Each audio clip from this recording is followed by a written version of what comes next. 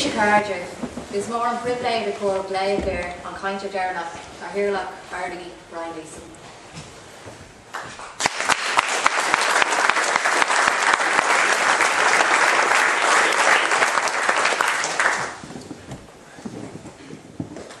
This microphone's been annoying me all day.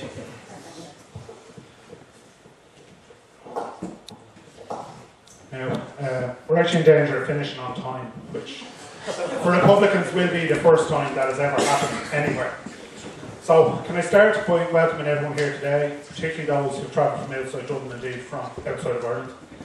And I also want to use the opportunity to thank everyone that made the Ard Fheis possible here today, people who put the hall together, all the paperwork and so on. So, the audio visual, and the banners and the stands and all of that. So, just a pool of us for everyone there.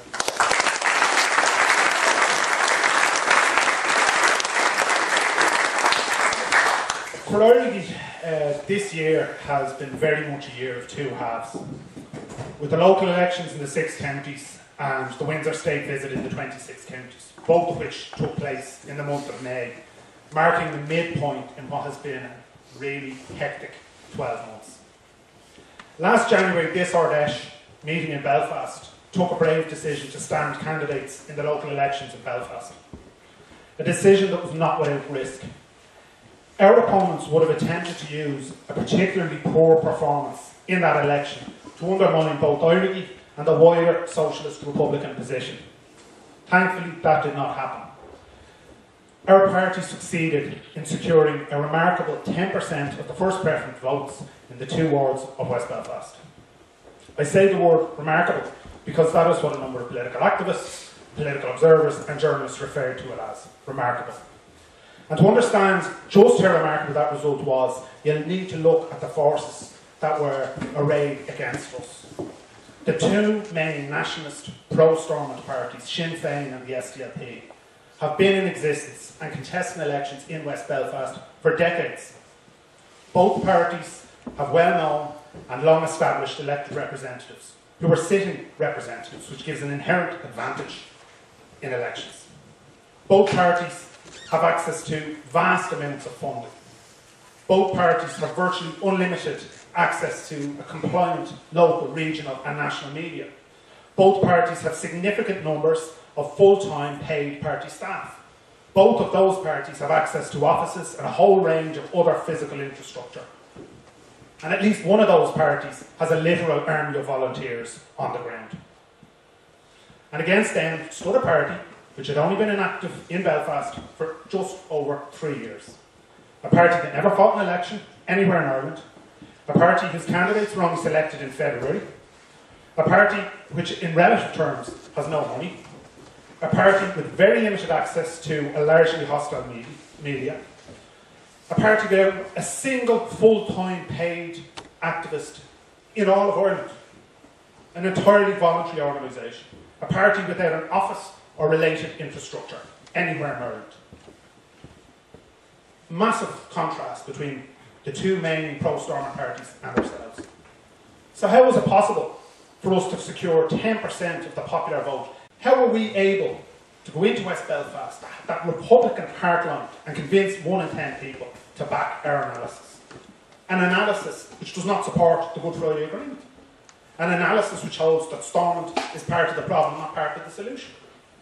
An analysis which is calling for the end in the capitalist system. How were we able to go in and take 10% of the vote? I'll tell you how. Our success came as a result of our own hard work, but more importantly, the common sense and the politicisation of the people of West Belfast. People who voted for Éirígí, they know integrity when they see it. They know honesty when they see it. They know hard graft and courage when they see it. And they realise that the struggle for a free Ireland won't be achieved through rotating ministerial positions in the permanent coalition at the permanent farce that is Stormont. They realise that a struggle for a just social economic system won't be won by implementing the cutbacks of the Tory party. And they know that freedom can never come about from collaboration with the very same death squads who deny you your freedom. I want to take this opportunity to thank all those people who worked on our election campaign in Belfast, our party members and supporters alike. I want to thank the more than 2,000 people who entrusted with their votes. And finally, I want to thank Pádraig and John for allowing their names to go forward to contest the election. Good night.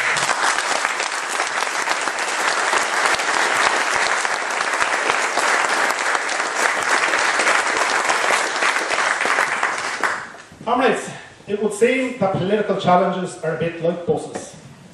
You wait ages for one to come along and then two come together. So, in case we weren't busy enough contesting the local elections at the start of May, we then also faced the challenge of Elizabeth Windsor parading herself around the 26 counties just 2 weeks after those local elections. So, from our foundation in 2006, we've been actively campaigning against British royal visits to Ireland. In fact, one of the first protests we ever did was on that issue. We always knew a state visit by the British head of state was on the cards. So when it became clear that such a visit was to go ahead in Month, our activists responded and our supporters responded with a phenomenal campaign of street-based activism. Again, with very limited resources. The visit did unfortunately go ahead, right? It happened. We didn't succeed in stopping it happening. But the nature of that visit was very different from the one that was planned by the West Brit establishment that brought Elizabeth Windsor to this city. Unlike the last visit in 1911, there was no Union Jack waving crowds to welcome Windsor. There was no images of cheering Dublin school children. Instead, she was brought through a ghost city whose main thoroughfares have been cleansed of their own citizens. But Irish people she did meet have been carefully vetted and selected to ensure their political compliance. The state was forced to mount an unprecedented security operation to ensure the relative smooth running of the Windsor visit. But in doing so, they demonstrated the very abnormality of the relationship between Britain and Ireland. By bringing 10,000 cops and soldiers onto the streets, they demonstrated that all is not well between Britain and Ireland, which is the very opposite of what that visit was intended to do. The full financial cost of the royal visit will never be known beyond the fact that it ran to tens of millions. Money borrowed by a bankrupt state to convince its citizens the black was white, the right was wrong, that the abnormal was normal. And that cost must be measured in more than just money. It must also be measured in the insult that was caused to the families of the Dublin Monaghan bombings by bringing Elizabeth Windsor to Parnell Square on the very anniversary of the day that her troops killed so many people in this city and in Monaghan, and to all the other victims of British terrorism in Ireland. But despite the massive propaganda operation and the security operation that was waged against all of us who dared to protest, hundreds of people had the courage to stand with us in dignified protest against the Windsor visit. They endured illegal checkpoints, illegal searches and road closures to get into the city and stand side by side with their fellow Republicans. To all of those who joined us on our campaign of opposition to the Windsor visit, I want to use this Ard Fheis to commend you for your courage.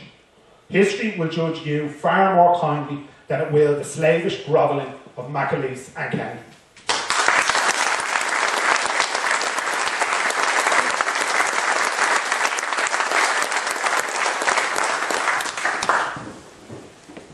When we stood on our streets, facing those endless lines of Gardaí, it was great to see so many citizens, young and old, male and female, standing shoulder to shoulder in opposition to everything that the Windsor visit represented. But on those streets, it was impossible to ignore those who were noticeable by their very absence. Those self-proclaimed anti-imperialists who cry foul of Britain's war in Afghanistan and Iraq were nowhere to be seen during the month of May.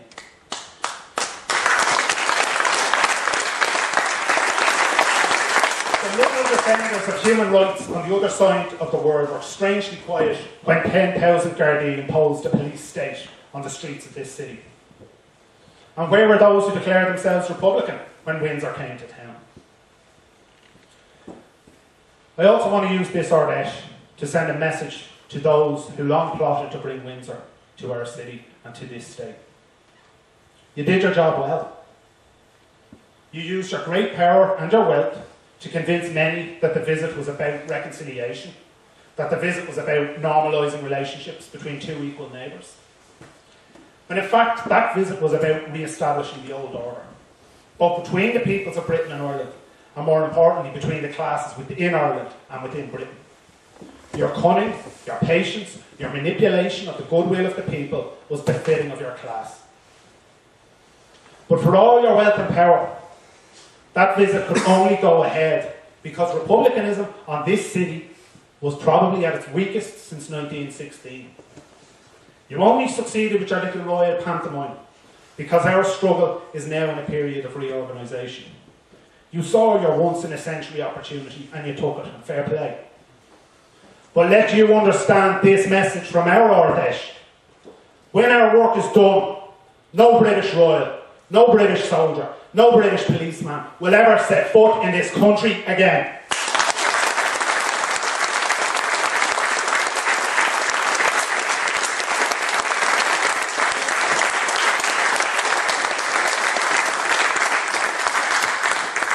The local election and the Brit Royal visit allowed us to put our theory into practice, using energetic campaigning in elections and in street protest to challenge the status quo and promote a vision of a democratic Irish socialist republic. These two events showed the impact that a relatively small number of highly motivated people can have, even if we have very limited resources. So imagine for one moment what we could achieve if we had significant funding and access to a fraction of the resources that our enemies do. Imagine what our party could do if it was twice or 3 times, or better still, 10 times larger than it currently is. And I don't think those imaginings are beyond us. Little over 5 years ago, when Éirígí was founded, the so-called Celtic Tiger was at its height. North of the border, the economic situation also appeared to be on the up. In both states, unemployment and immigration were at an all-time low, and funding for many social services was at an all-time high. So while it was far from a perfect picture, the vast majority of people believed that the economic and political situation was rock solid. And at that point, the Provisionals, the main Republican organisation, had yet to fully accept British policing and justice, and were still able to portray themselves as being only slightly constitutional and slightly revolutionary. In other words, the conditions within which we were trying to build a revolutionary socialist Republican Party could not have been described as exactly favourable. We were trying to build in the middle of a capitalist boom, when a much larger organisation was already claiming to occupy the socialist Republican position. And we had very few people and no money. So at that point in time, those objective conditions, the booming economy, the size of our organisation, and the position of the other Republican within the Republican struggle, told us that we could not grow in a spectacular manner. Partly because of that socio-economic condition, partly because of the state of republicanism, and partly because we were so small and so young as an organisation. We agreed to set ourselves realistic organisation and political targets that we needed to focus on building a solid foundation for our party and for our struggle. We understood we had to learn how to walk before we could run. Now, 5 years later, I think most of us agree the bulk of that foundation is now complete. And as we have put our solid foundations in place over that 5-year period, the external objective conditions have changed dramatically. The Celtic Tiger is now a distant memory, but the consequences of its collapse are very real. Millions of our fellow citizens are far poorer now than they were 5 years ago.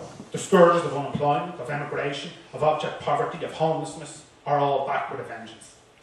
Levels of personal and state debt are at unprecedented levels. The hopes of a generation lay dashed. And within republicanism, the landscape has changed significantly. The Provisionals have now finally abandoned any pretense of being a revolutionary Republican organisation, freeing up a political space that they had successfully dominated for close to 40 years. A political space that will be filled. Nature abhors a vacuum. That space will be filled, and it will be filled by you.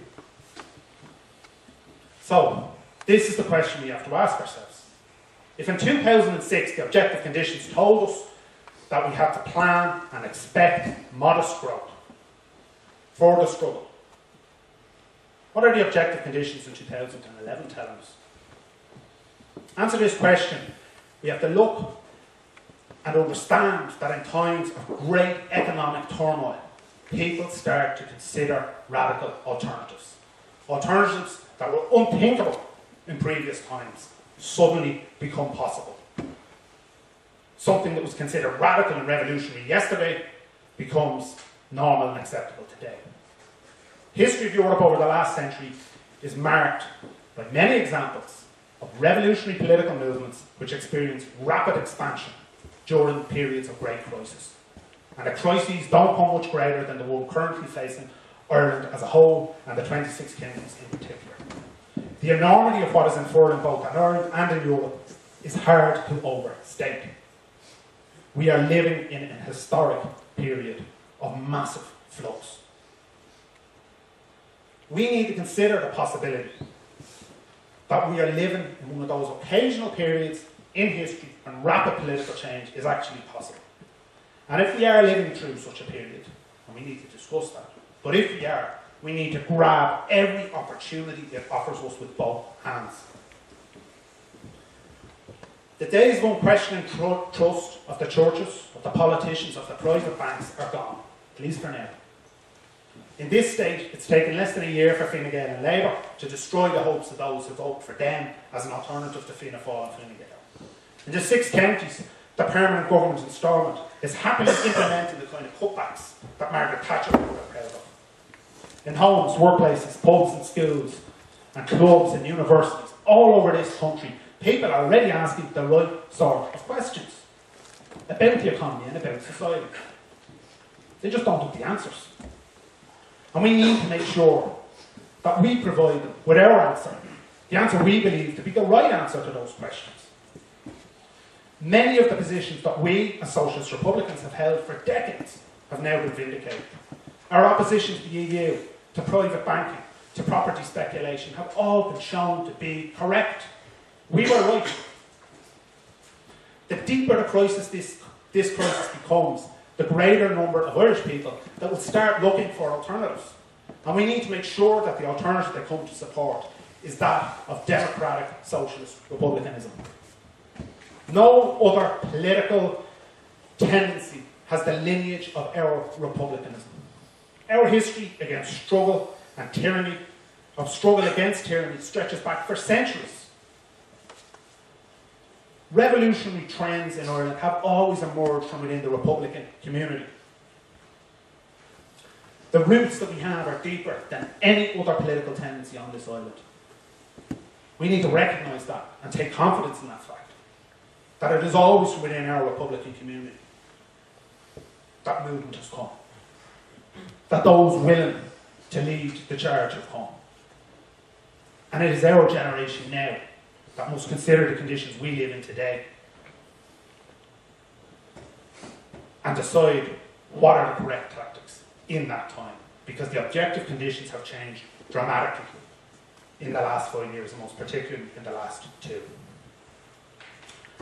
Our entire political philosophy is built around the idea of a sovereign Irish republic where the people are in control of wealth and of their own destinies. It's a simple idea, but it's incredibly powerful. And sometimes we think we all forget that. But our enemies rarely do. They rarely forget how powerful that very simple idea at the core of Irish republicanism is. The idea that the people are in control, that we are sovereign. The free Ireland that we wish to bring into existence will be free from the British occupation in the 6 counties and the EU IMF occupation of the 26. The Ireland we wish to live in will see an end to corrupt politicians, parasite bankers and speculators, vampire landlords and exploitative bosses. The Ireland we are building towards will truly cherish all the children of this nation equally. Political activists, quite rightly, pride themselves on their ability to question and analyse the world around them. But on occasion, I might be guilty of this myself, we tend to overthink things. We tend to overcomplicate things.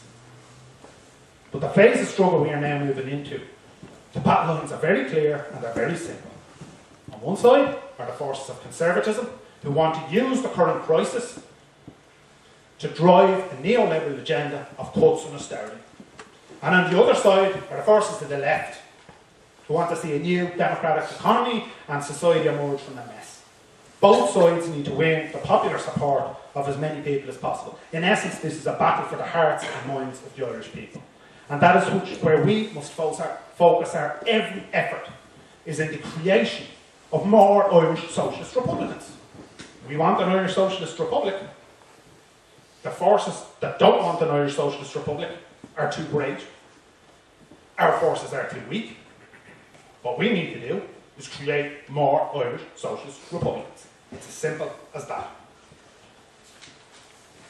Winning more and more people over to the idea of a new All-Ireland Republic is both the means and the end. Our Socialist Republic isn't just about a title of a state. It's about creating a Socialist Republic. People, politicised, mobilised people, who will not allow their dream to be shattered by any class of bankers, landlords or politicians. We need to inspire a new generation of Irish citizens to believe in a different Ireland, the Ireland of the 1916 Proclamation, the Ireland of the 1919 Democratic Programme. That vision is our single most powerful weapon, and we need to use it at every opportunity. Before I finish, I just want to mention something about the nature of our political struggle. Throughout the decades, the political establishment has created a set of rules through which they claim political struggle must be conducted. They use the formal education system, the justice system, and the corporate media to continually reinforce this set of rules. Within their rules, struggle is reduced to an occasional election which intrinsically favour those who are already in power and those who already have money. Within their rules, workers can only strike or take other forms of industrial action under a very narrow set of conditions. Within their rules, street protesters are always troublemakers, and those who write civilised letters to the Irish Times or the Irish News are always reasonable. Within their rules, the best way to rebel is to ring Joe Duffy or Top Man. Comrades, in the battle we have already joined, we must understand that if we play by our enemy's rules, we will lose. If we are to win, we will need to break their rules and break their laws, because their rules and their laws are immoral. They have no moral basis and we are not obliged to obey them. If we are to win, we need to create a new understanding of how political struggle is to be waged, and it needs to be waged by a set of rules that we, the people, decide.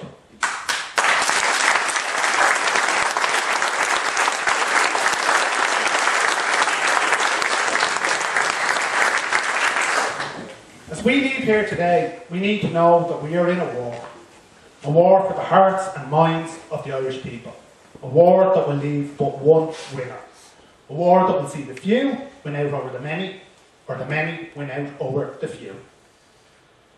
And we know the upcoming battles that we must prepare for. In both states, we must rally against the cutbacks and austerity measures, the introduction of home taxes and water taxes, the cutbacks to hospitals and schools and housing.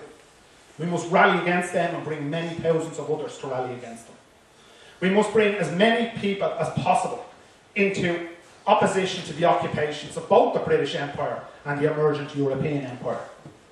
We must rally opposition to the referendum that is coming on a European superstate. And comrades, finally, we must build a new, vibrant, socialist republican movement. That is the only fitting tribute worthy of the 100th anniversary of the 1916 Rising. From Ard.